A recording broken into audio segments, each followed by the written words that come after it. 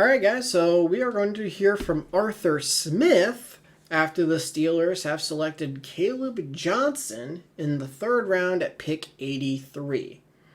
We heard from Mike Tomlin and Omar Khan after the first round pick, which is usually what the Steelers do, is the head coach and the GM after the first round, and then they'll do coordinators and position coaches later in the draft for those picks. So we're going to hear from Arthur after they selected Caleb.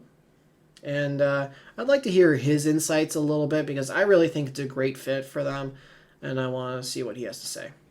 Excited about getting Caleb Johnson in here. A really explosive running back that we spent some time with on a 30 visit here. One of the more instinctive backs I've watched in a couple of years coming out of the draft.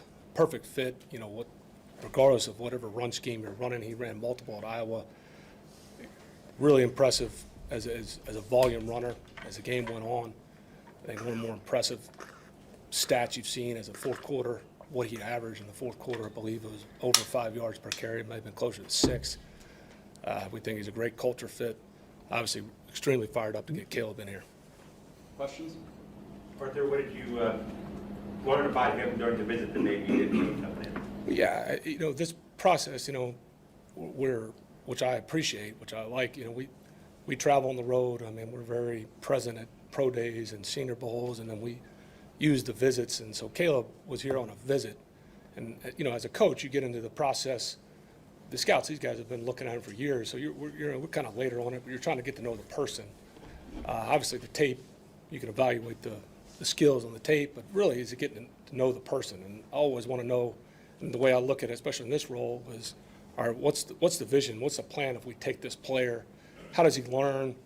I mean, that's what a lot of it is getting to know the person and Caleb, and just a really impressive person, obviously a great football player, and really how he sees how, that's what everybody learns differently. So when you take these guys and we meet with them, and as I go through a scheme, and you're really just hearing them talk and seeing where they're at, whether it's protection with the back and what their history is. And obviously at Iowa, they were pretty run heavy, and he ran multiple schemes, but really think he fits in no matter what run scheme you want to operate.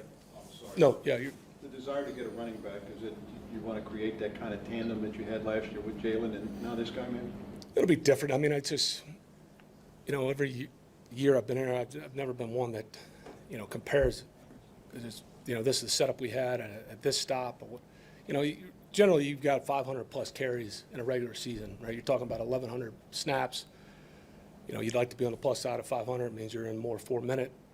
Mm-hmm. So you got let's just leave it at 500 carries to divvy up, and that's kind of where you're at. And then obviously losing Naj, Naj for 4 years here, he was very durable, and that's a lot of missing carries. And then obviously we got some carries, especially early out of Justin. So it's just the way they fit, and guys will roll. And there's a lot of good group of guys we have in that running back room.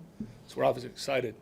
He's no matter if you're running the football or the pass game, we need to get more explosive, and this is an explosive runner, and that's where he'll certainly help.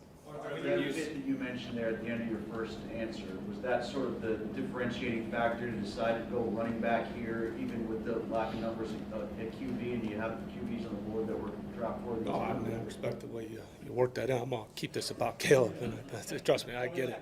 No, look, here's the thing. I know Coach and Omar, Mr. Rooney have spoken about the quarterback, but, we're talking about Caleb and just the way we're looking at backs and why we're so excited about Caleb, and that's kind of where my focus has been, and that is my job.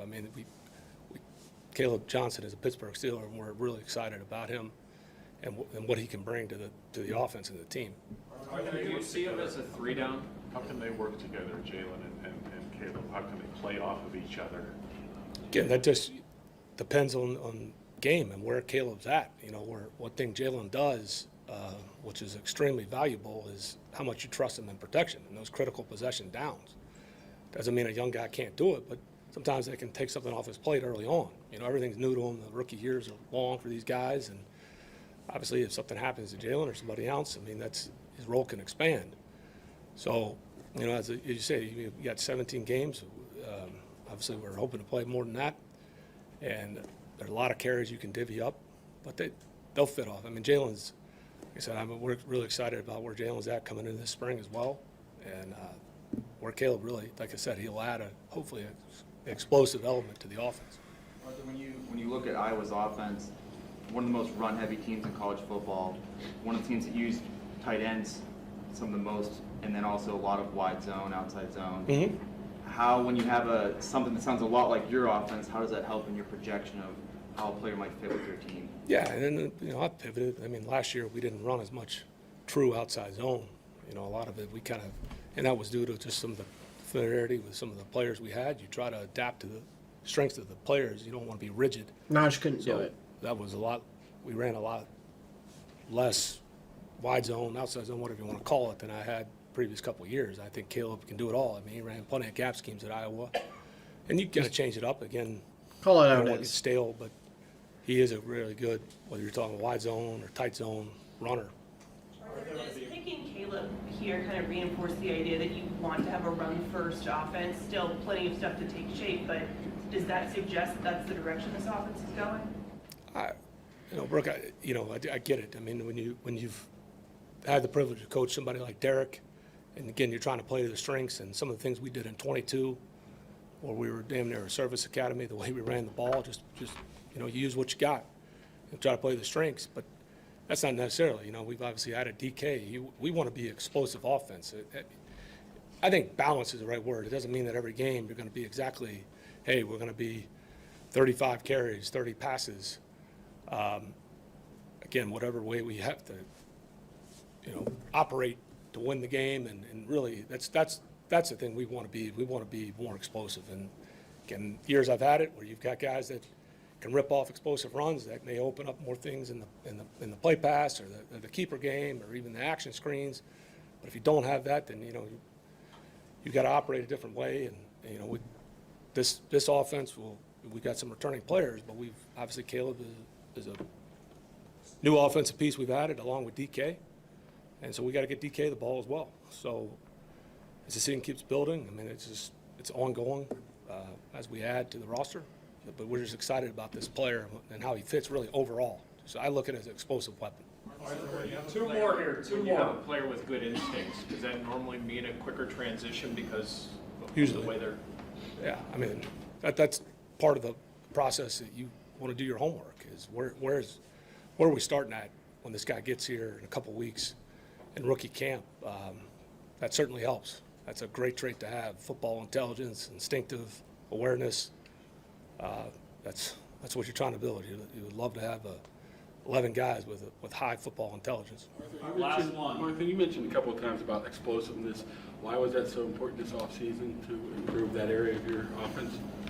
Well, I think regardless of your scheme, and it just where you're not just plotting, where you're just 2, 3, 4 yards and multiple 3rd and 2s and 3rd and 4s. I mean, you'd like to get those chunk plays. I mean, that's just, history will tell you that, whether you want to look at advanced analytics or regardless of how that, you look at the game, that opens up and it usually produces more touchdowns, and that's what we're looking for. It just, at times, probably the middle point of the season, we were hitting some explosives, a little bit of how people were playing us and the way we're attacking, but we got to have more ways to get those chunk plays.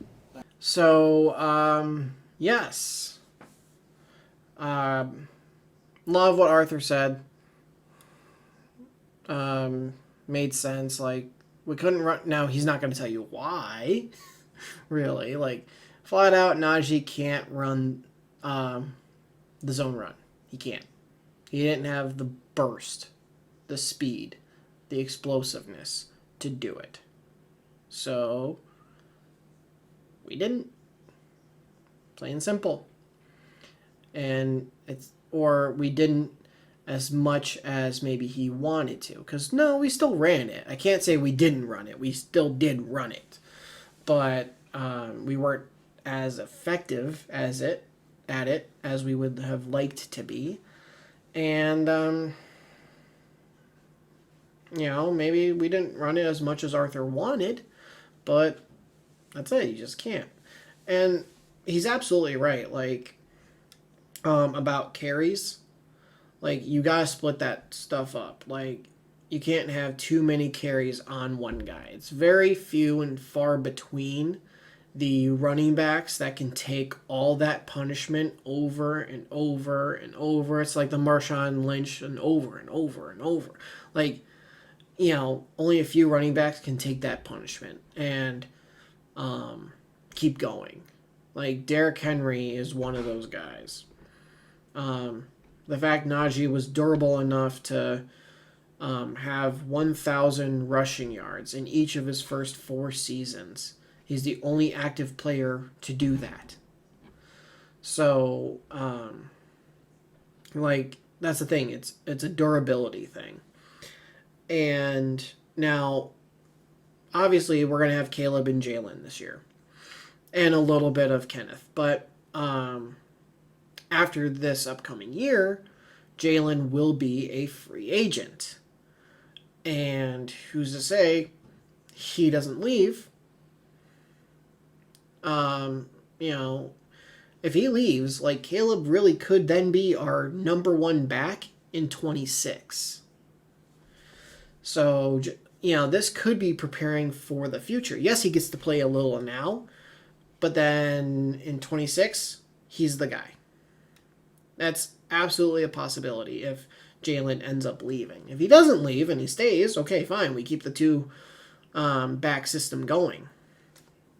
But depending on how well Caleb performs will probably determine Jalen's future. If he's great, okay, we don't need to pay Jalen. If he's okay, but he's really more of a 2, then okay, we pay Jalen or we get a true 1, and we do it that way. But I think we're going to like Caleb. So this has not just an effect now, but a year from now when we're deciding what we're going to do.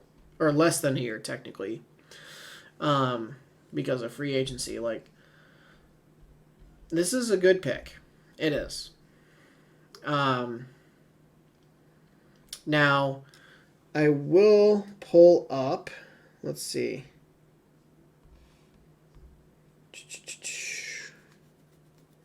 Our visits, our top 30 visits, or just 30 pre-draft visits, okay? We took Derek Harmon. Guess who was on the list? Derek Harmon. He came in on April 9th. And we just took Caleb Johnson, who was in on April 3rd. So far, our 2 draft picks were top 30 visits. So those matter, whether it's you want more time with the guy or you want more medical stuff, because like Derek Harmon, they got him in front of the team doctors because of like a shoulder or something. Like, that's part of it. So apparently something is going on where you bring him in the building. Excuse me. I even said this when the visits were done. Like, I brought up how many guys over the past couple of drafts had visited the Steelers facility and got drafted. It was literally like 9 or something like that. 9 over 2 years. And now we're 11 over the course of 3, and we're not done yet. So, like, I think we're going to take another D tackle, right? So there's J.J. Pegas from Ole Miss, Yaha Black from Iowa, Jared Harrison Hunt, SMU, Josh Farmer, Florida State, Elijah Roberts, SMU. That's it. That's it for the D tackles. Let's see. All the wide receivers they brought in have been drafted. Jalen Knoll, Savion Williams, Jaden Higgins, Matthew Golden. They're all gone. Quarterbacks, Tyler Shuck, gone. Jackson Dart, gone. And then Shedeur Sanders and Kyle McCord, who are still available. If we take another running back, Giddens out of Kansas State is still there. Hampton's gone. Sampson from Tennessee is still there. Tootin from Virginia Tech, still there. Gordon II from Oklahoma State, still there. Jaden Blue, Texas. That's it. Let's see. I went through the corners. All of the corners are gone. Nick Imwari, gone. Local visits. Gavin Bartholomew, still there. Wyatt Millams, he went. Ben Sauls, still there. Donovan McMillan, I believe, is still there. So, a good amount of guys we brought in for visits are gone. But there's still some there too. So, but yeah, both our picks were pre-draft visits at the facility. So those matter. And that's why I said pay attention for it. Now, the last thing I'm going to say before I end this video is that I teased in the previous video about something about Aaron Rodgers. So watching the draft, and I was watching on NFL Network, so if you weren't watching on there, you might not have caught it, or if you didn't watch this video in its entirety, I believe they brought it up, but I didn't, so that's why I said I believe. I think I caught a little snippet of it when it was actually live. So basically, was it Ian Rappaport? It was either Ian Rappaport or Adam Schefter. It was one of the two. But they said that Art Rooney II was on The Drive, and he spoke about Aaron Rodgers, and he said he wants to come here, and he actually expects a decision soon. So take that with a grain of salt, okay? But it's possible that Aaron is coming soon. And then people can stop worrying so much about the quarterback position. Calm down, okay? So we'll see what happens, but yeah. That's a little bit of information we got from Art Rooney II. So if you guys did enjoy this, please do me a favor, hit the like button, and if you're new to the channel, hit that subscribe button as well, and turn on notifications, because tomorrow's day 3. Now, I'm not gonna post picks immediately after they happen. I'll put the round 4, 5, 6, 7, assuming we don't trade up or down. I'll do the 4, 5, 6, 7 after the entire draft. But there'll be individual videos, but I'll do them all afterwards. And I'll do like reactions like this to the press conferences. I'll get all that done. So it'll take time, but I'll get it done. So, yeah, subscribe and turn notifications on for all those videos. And I will see all you guys in the next one. Thanks for watching.